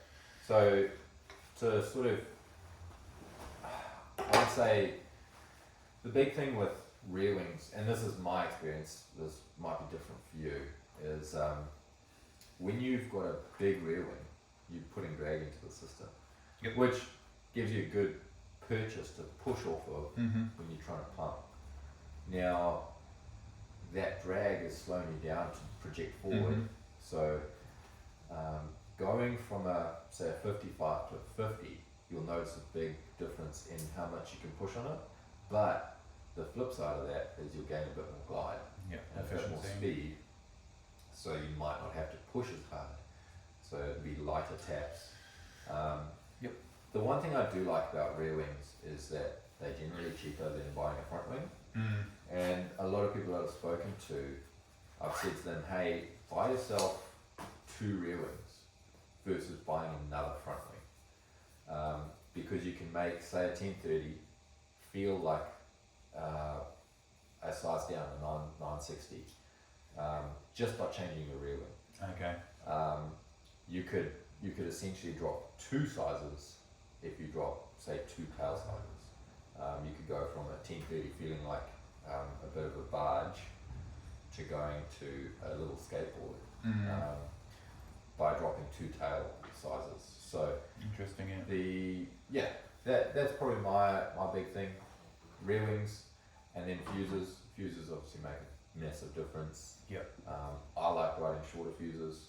You obviously like riding the longer fuses. No, not necessarily. I do, but it's not. It's just because I haven't bought a small one. Yes. So, and So- I'm on the rear downsizing buzz at the moment. Yes.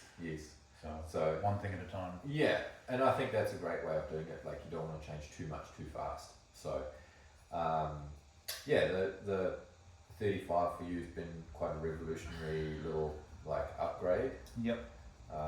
Super small, super pitchy. Very small. There's not a lot there to push on, but where you gain. I want to get into that, but yep. Where you gain is that we're looking at sort of this little fuse. It gives you a good idea of when you pitch your foil upwards, your foil's drawing an arc, so your rear wing's downhill, front wing's uphill. It's drawing an arc and you're climbing on the mast. So with a longer fuse, your tail wing will be sort of out here.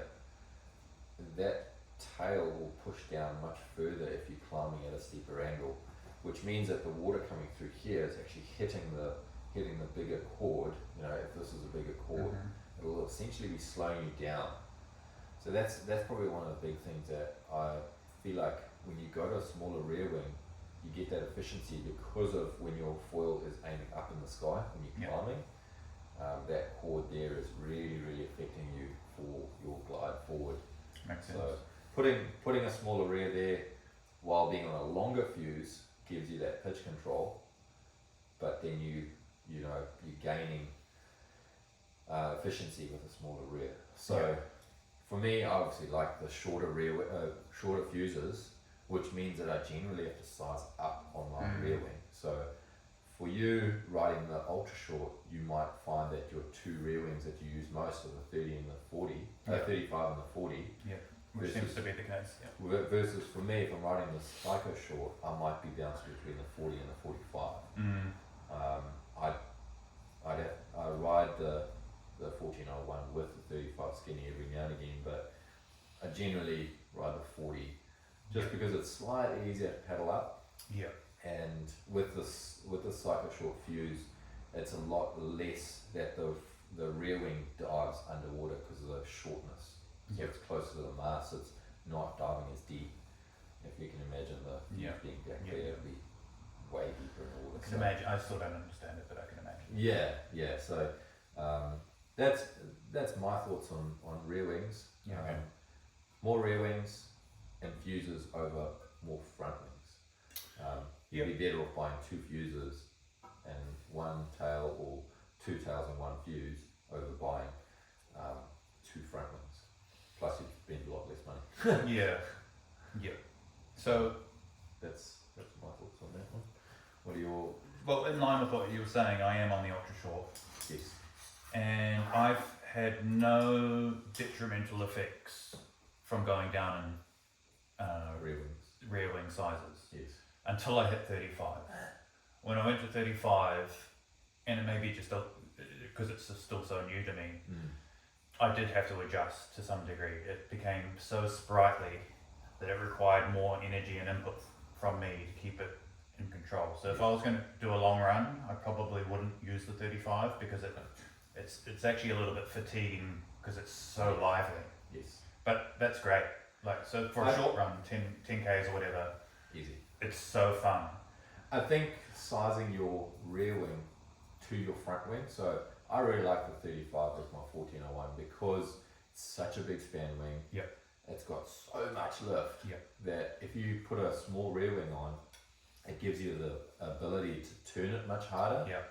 And you want to try and the one thing I've been working on lately is trying to emulate the feel of a front wing, sort of the feel of different front wings to be the same. So if I'm riding an 1121, I want it to feel as turnable as the 1201 or as the 1401. And how I do that is fuse length and rear wing size. Okay. So 1121 I might ride with a crazy short fuse, then the 1201 I might ride with a silly short, and then the 1401 I might ride with the psycho short, and that'll be able to turn relatively similar in all those aspects. Now I might step down in tail size on each of those two, or I might ride the same rear wing. It really depends on the conditions or what I'm feeling or what's set up already, and I'm just like, screw it, just send it like that. Sometimes you probably do the same, you're like, that's set up, we'll just send it with that anyway. Sometimes, yeah. But once you find a combo that works, you just lock that in your brain. Yeah. Like, 1401. Maybe even write it down, because it's Yes. easy to forget. Yeah, I used to do a little note on my phone, 1401 with psycho short, 40 skinny, Yep. and Mast position on my board. I used to go, that Mast position was at 12, and then I'd move the 1201 up one notch. Yep. But then I started just writing all the same settings on the board for all the different front wings. So you just size up your fuse to ride that differently. So so I only found good things from going down until I hit the 35. So up until the 40, just everything was better. yes, I love the 40. 40 was amazing, especially I've been on the 1201 buzz for a few weeks now, and sizing down with that foil in particular just has been so good. And what I'm finding is I'm gaining about an extra kilometre an hour per downsize of rear foil. So it's pretty amazing. So if I've got the 1201 with say the 50 skinny, I might be hovering around 24 as a nice glide speed, but as I've got down to the 40, I'm up to 26 now kilometers an hour. So it actually has a huge impact on your efficiency of glide and the speed that it holds. And even though it's such a small change, it's such an effective, it's such an integral part of the system. I think rear wings are the most important out of obviously your front foil is important and your fuse is important, but if you get the rear wing wrong, it's sort of a make or break with the whole setup. So definitely. It's something that I think a lot more companies need to release a bigger range. They would do well too, Yes, and I think Axis has really captured it well with the small increments with the skinnies and the progressives versus making niche tails that might work for one person but don't work for another. And then every size is a different shape. Which is a nightmare. It's really hard for the everybody riding. Well, for people that are want to actually build a system, they're not just guess. Because if you know that the size down is the same profile, then you've got some you've got some knowledge. But if it's a different shape as well as size, then it's just guesswork. Sizing down has been great. My next journey is the fuses, and so I'll need to pick your brain on that, but I'll do that later. I wrote down a note that because one guy said to me that he only downwinds now with the 40 or 35, and that gave me the confidence to go follow his lead, and it's worked out for me. And then another guy was saying, Jeff Rowley, that he's a phenomenal rider too, and the other guy, I forget his name right now, Yvonne. So Yvonne uses the smaller skinnies. And then Jeff Rowley gave me some advice that because I was using the 1121, I found it a bit soft, but I was on the 45 or 40 skinny. And he actually said to size up my rear foil to get more power in my system. So he thinks that the 1121 with a bigger rear foil, say the 55 skinny, can give you the same amount of power as say the 1201 with the smaller skinny. So he's building a bigger rear to counter the smaller front, and then he thinks that actually has higher performance. I might be getting this wrong, sorry Jeff if I am. But he's saying that feels better than the 1201 with the smaller skinny. So I haven't experimented yet with the bigger skinnies with the 1121? Have you? Do you? I'm always looking for more efficiency, and I haven't done enough downwinding to say yay or nay. Yeah. I just, when I feel the drag in the system from say the longer fuses, I'm out. I don't ride anything above the crazy short. I think the ultra short for me would be, in my opinion, for the really small front wings. So, ultra short and the short are in that realm for the 951 R Pro or the really small Spitfires, 720, 780 potentially. With the bigger foils, I find that they're just too slow and draggy. And why I say that is because the pump is much deeper. So to climb on those big foils, you're having to climb much steeper angle. Versus the small foils, you generally short, sharp pumps, which means that the rear wing's not moving up and down as much. So the rear wing is making a lot more drag in the system. So I 100% agree that sometimes a bigger rear wing will make the front wing feel bigger. Yeah. And you'll be able to say paddle up a smaller front wing because the rear wing's bigger. But once you get on foil, then you're stuck with a bigger paper bag behind you. So I would say for me, and this is only my opinion, is that I'd rather have a slightly harder paddle up and then get the efficiency out of the rear wings. So there's a lot of guys that will dock start and they like the longer fuses with the big foils, and then their pitch control is very minor. Their glide's better. Their pump efficiency seems like they can pump for longer, and I end up dock starting on the Psycho Short, and it's like I can climb really fast, but the pitch control is really gnarly. Just made me really curious to try that out. Yeah. The pitch control on this thing is insane, and I wouldn't recommend it for most people. The silly short, I feel like is short enough.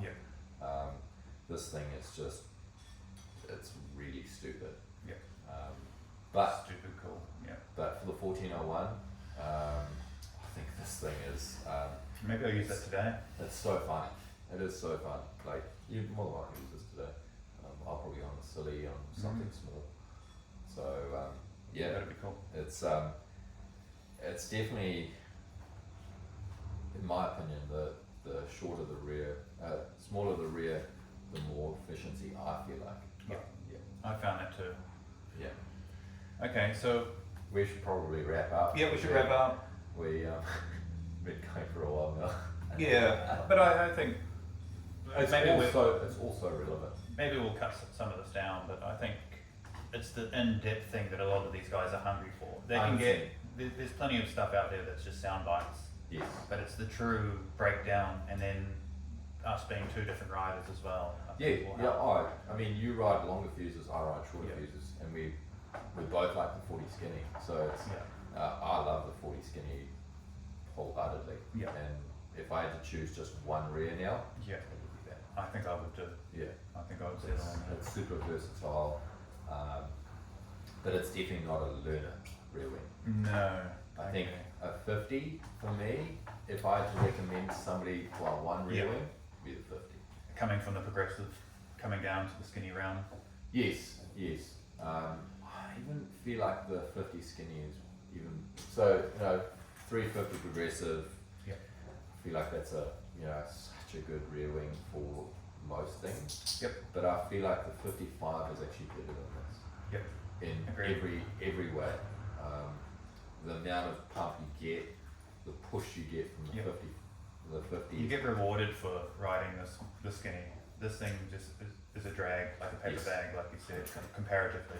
I switched my old man from, he was riding the 350, and I switched him to the 50. Well, he was 50 and the 55, he bounced between. Skinnies.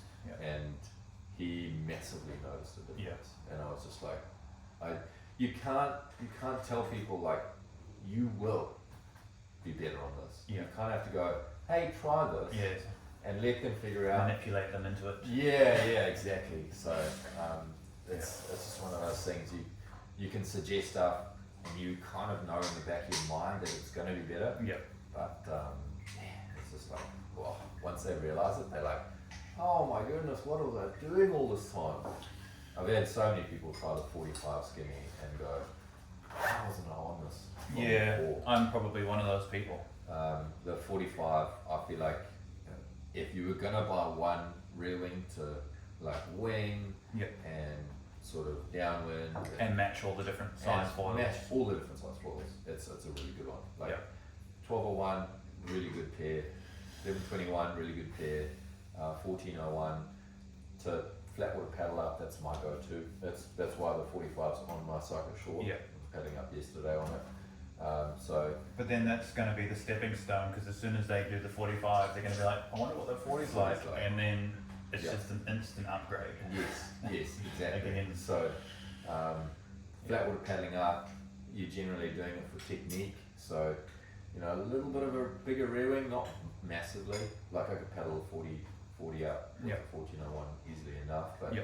just for multiple paddle ups, I just generally put the 45 on just for ease of use. I just want to go back to the stance again, Okay. just quickly. When you are in that stance where you're using your front foot for pitch control, Yes. and your back foot becomes your load bearing foot. Load bearing or your Load bearing. So your front foot's so far forward that it can't actually put much weight through it because it's your pitch control. Yes. And so all of a sudden you're actually standing on your back foot. That's how I always used to write. You burn out your back leg. Yeah. But that's when this rear foil is really important in the system, because That's your back foot is back here, and all of a sudden this needs to stabilize your setup, because you're standing back here with your load bearing foot. Your front foot's doing 20% of work when it should be doing 50%. And now, and now this thing has to come into play, because your back foot is here, loaded up. This thing has to counterbalance your weight being too far back. Front foot. So that was how I rode for years, and I think it's because I started on Armstrong, which is such a back foot feeling. Yes. So now my huge gains in stance, and I think this would be of huge value to everyone, is to bring your front foot back enough that you're taking as much load through your front foot as you can get away with. Yes. And I stand with my foot on a 45-degree Yeah, just slightly angle. forward. So on your front foot. my front Yeah, foot. yeah, So you my toes, Kind of like that. my toes just breach into that pitch control zone on the board, whereas the heel of my foot is completely weight bearing. If I push through my front foot heel, I'm not going to have any pitch change. It's just load change. Yes. But my toes have crept over that pitch control, so I've kept a little bit of pitch control of my toes, and that in combination with my back foot Yes. it has been amazing. Yes. But the biggest change for me is that that's freed up me to ride the smaller rear foils with no cost. So prior to me changing my stance, this was so important in keeping my system level and pressured. Now that I've come back and balanced out my 2 feet over the front foil, Yes. the back foil isn't required to hold the system true. Yes. So now all the rear foil is doing is creating some form of balance in the system, and is really just I don't even need it anymore, because I'm so balanced over that front foot, like you were saying. My stance is, you're straddling it. I'm straddling it so balanced that I'm truly riding that, and I could get away without a back foil at all, potentially. You're just stepping. Yeah, I mean, you need like a little block But to just really stop it from just. Yeah, but before I had that, this was so important in actually keeping me upright. Yeah. So, I think we've all got stance work to do, the majority of us, and I'm only just figuring it out now. And that is to bring your front foot back to being the load-bearing foot, Yes. and your back foot becomes the pitch controller to some degree. And then all of a sudden, you're not reliant on this rear foil, creating your balance. Because you're almost pushing that back. You need the pressure on the back, and so I would pump. And when I first started going to the skinnies, I was like, oh, there's nothing there. I was riding the small skinnies as prototypes a long time ago, and I didn't like them because there was nothing there for me to push against. But of course, I'm pushing through the back foot that's reliant on that rear foil beating there. Yes. But now that I'm pushing through both feet equally on that front foil, Yes. I'm not pushing weight through that rear foil anymore. So it's called a stabilizer, not. It's not really flying. It's flying the opposite direction too. Yeah. So it's actually driving the fuse down. Yeah. So I think that's probably a bit of a misconception for a lot of people is they look at the rear wing as a rear wing, not a stabilizer. It is a rear wing, but it's really just to stabilize the system. Yeah. You pumping and gliding on that front wing. Yeah. So that's doing all the lift and it's doing all the maneuverability. The rear wing's just trailing behind, stopping you from just falling over forward. Yep. So yeah. I think we could do a whole video on that stance, actually. And Yes. like this is our first talk on camera, Yes. so I think we've done reasonably well covering Yes. some of the stuff. But there's so much more to talk Oh, we about, could go in depth about just one of the Which is a many which is a shame because we've done it so many times now off camera. 100%. We should do this Yeah. more and share this knowledge. I think. I think we should probably do a flat water session, talk through a whole bunch of things, that and then have some like thoughts around it. Yeah. Okay. Yeah. But And do some more downwinders because downwinding is fun. that's all I want to do. Riding. But yeah, I think we should go downwind. Yep. Let's go do it. Yeah. Well, thanks yeah. for having me on. And cool. hopefully we've helped some people. Hopefully, That's all that we really want to do. I'm looking forward to trying your board and seeing how that goes if you'll let me. Definitely. But yeah, let's wrap this up. If you've watched this through, you're probably called Dave. Write some comments. If you've got any more questions for the next one, Yes. what did you like? What didn't you like? What do you What think? should we go in depth? Yeah, where do you want us to go in depth? Because we can talk forever and really break Yeah. anything down. This has probably been like 2 hours. Yeah. Oh, that's okay. Let's just put it up, and if Yeah. people can watch it in parts, or Yeah. who knows. It'll be like a podcast style. And I feel like we got a little bit more flow throughout it anyway, where Yeah. we are a bit more comfortable to talk in depth. So Yeah. I didn't know how to approach this thing. No, I think we've done very well. I already have ideas for doing it again. Yeah. So And as you say, we wanna just help people progress in this journey because it's Yep. not easy. And if we can speed up the learning process for somebody, then it's 100% worth it. And Yeah, I love talking for and it's a that's waste. all It's a waste for you and I just to talk without capturing. without capturing it, because Yep. why not share it? Yep. Yes, it helps other people. We can look back and it's good reminder for yourself Yes. as well. So anyway, we're dragging it out even further. Talk for ages. You want some gear? Buy this. Access is awesome. Yeah. PPC is pretty damn handy. Only wing I use. I think all gear is good. Just go and use It's it. catching up. Yeah. Just go and use what gear you've got. Yeah. That's what I've always said. People have heard me say it before. Get your gear, use it, get comfortable on it, Yeah. and That's that's true. gonna be way more valuable than Yeah. chopping and changing. Yeah. And you see all these foils and stuff and Yeah. rear wings. Just try and figure out something. There's too Use much it. micro beta. There's too much micro beta. It's good for Yeah. people that are hungry for it. Not great for Yeah. for the rest. Yeah. Um, So, sweet. yeah. The only other thing to say was pedals. We didn't discuss pedals. If you get a dedicated downwind pedal, don't go use your old paddle foil pedal. I've been testing pedals recently, and a bad pedal is so bad. So go buy a pedal from somewhere. I recommend PPC. Yes. But go so- buy but buy a pedal from somebody who's making actual downwinding pedals. Yes. It will change the whole setup. Oh, And it's the way you put the power down, so you need it to be It's good. everything to get on foil. Yeah. If the flex is bad, if the paddle blade's not catching properly. So many things. And start with an adjustable paddle. Don't get a Yes. fixed paddle. Yes. Learn what length you want, and then by the time you buy a fixed paddle, you'll know what length to buy. 100%. And thanks for having me. Cool. And let's go down. Cool. Sounds good. And that's gonna be a long video.